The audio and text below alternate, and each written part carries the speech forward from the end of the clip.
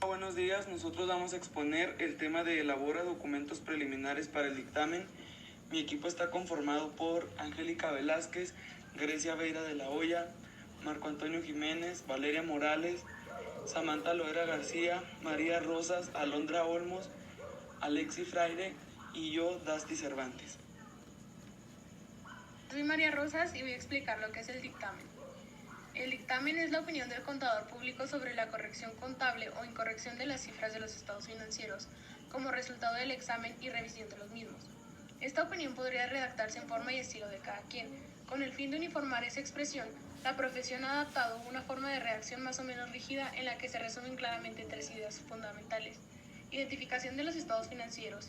¿A qué se refiere el dictamen y responsabilidad asumida? Trabajo realizado en la revisión y suficiencia de la información obtenida para emitir una opinión profesional. Yo soy Dusty Cervantes y voy a explicar dos de los tipos de dictamen. Dictamen con opinión sin salvedades, favorable, limpia, positiva.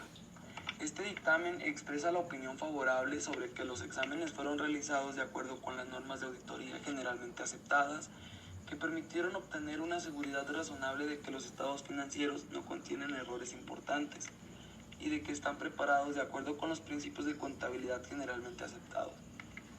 Luego tenemos el dictamen con salvedades. En este dictamen el auditor exprese una opinión con salvedades por existir desviaciones en la aplicación de principios de contabilidad generalmente aceptados o por limitaciones en el alcance de su examen. Mi nombre es Samantha García y hoy voy a explicar dos tipos de dictamen. Dictamen con opinión negativa, adversa o desfavorable. Por este dictamen es emitido como consecuencia del examen que concluye que los estados financieros no están de acuerdo con los principios de contabilidad. Y las desviaciones son de tal grado importantes que la expresión de una opinión con salvedades no sería adecuada y debe revelar todas las desviaciones importantes a los principios de contabilidad y las limitaciones que haya tenido en el alcance de su trabajo. Dictamen con abstención de opinión u opinión denegada. Este dictamen sucede cuando el examen realizado por el auditor sobre los estados financieros haya sido limitado en forma tal que no proceda a la emisión de un dictamen con salvedades. En este caso, deberá indicar todas las razones que dieron lugar a dicha abstención y manifestar en su informe que no le es posible expresar una opinión sobre los estados financieros.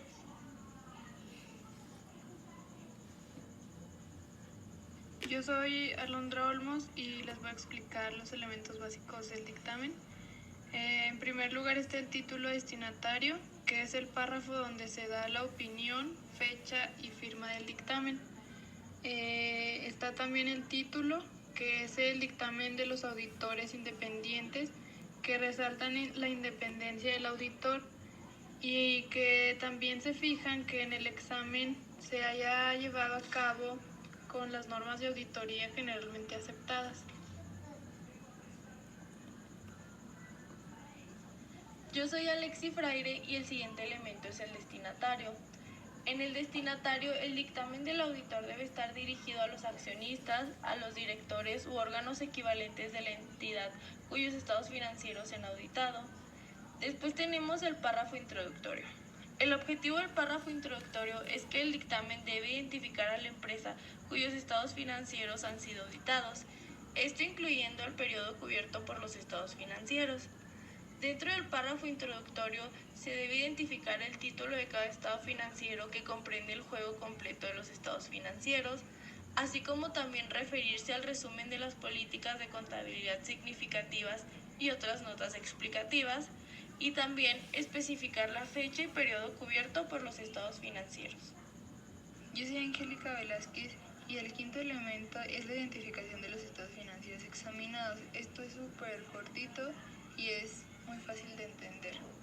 En nuestro país normalmente se consideran 4 estados financieros básicos, que es el balance general, estados de ganancias y pérdidas, estados de cambios en el patrimonio neto y estados de flujos en efectivo. El sexto elemento es el párrafo de alcance. El segundo párrafo del dictamen de los auditores independientes tiene la redacción siguiente. Nuestra auditoría fue realizada de acuerdo con normas de auditoría generalmente aceptadas. Tales normas requieren que planifiquemos y realicemos la auditoría con la finalidad de obtener seguridad razonable, que los estados financieros no contengan errores importantes. Una auditoría comprende el examen basado en combinaciones selectivas de evidencias que respaldan los importes y las divulgaciones relevadas en los estados financieros. Soy Marco Jiménez. El siguiente elemento es el cumplimiento de las normas y el indicamiento del dictamen. Cumplimiento de las normas de auditoría generalmente aceptadas es declarar de forma muy explícita que el auditor no garantizará la absoluta exactitud de los estados financieros examinados, sino expresa que existe un grado razonable de seguridad de que los estados financieros examinados no contienen errores significativos. El dictamen debe describir el trabajo efectuado indicando que el examen sea efectuado sobre la base de comprobaciones de pruebas de las evidencias sustentadoras de los importantes y revelaciones conformantes de los estados financieros, evaluación de los principios de contabilidad y métodos de evaluación aplicados en la preparación de los estados financieros, evaluación de los estados significativos efectuados por la gerencia a preparar los estados financieros y evaluación de presentación global de los estados financieros. Yo soy Alma Valeria Morales y ya para concluir con los elementos del dictamen voy a dar una explicación de los últimos que también tienen una gran relevancia. Uno de ellos es el párrafo de la opinión.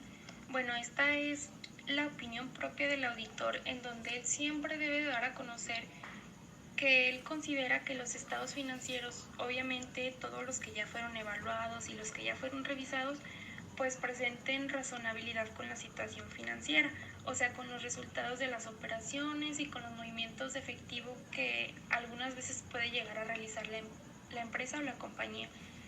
La opinión del auditor debe de estar basada nada más en el criterio del mismo, en su criterio profesional y personal más que nada.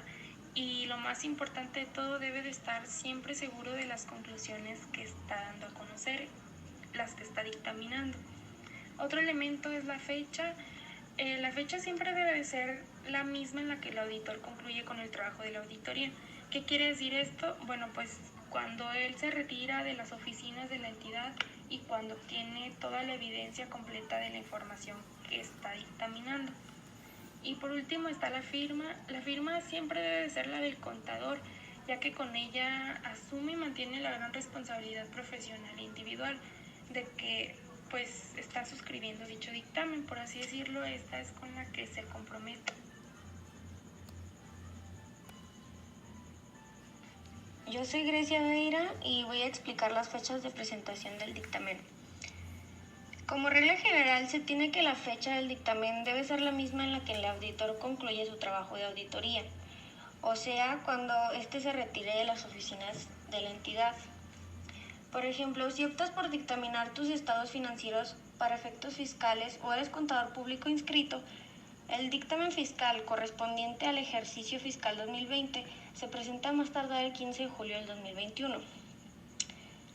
Tenemos la siguiente tabla que nos dice que la presentación de aviso de año se realizan durante el mes de mayo. La presentación del dictamen es en el mes de noviembre y el límite es en diciembre.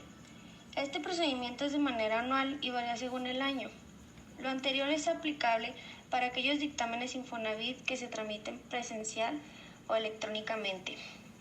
También es importante saber que la fecha de presentación del dictamen será cuando el SAT lo reciba, pero hay una regla que otorga la opción de que el dictamen se pueda presentar a más tardar el 29 de julio del año inmediato, posterior a la terminación del ejercicio de que se trate, siempre y cuando las contribuciones estén pagadas al 15 de julio del 2020 y esto quede reflejado. Y en los casos en que no se cumpla con lo anterior, el dictamen se considera extemporáneo. Y cuando el dictamen o la información se presente fuera de los plazos, se tendrán por no presentados. También señalar que si se detecta una irregularidad, podrá imponerse una sanción de 13.490 o hasta 134.840. Muchas gracias por su atención, compañeros.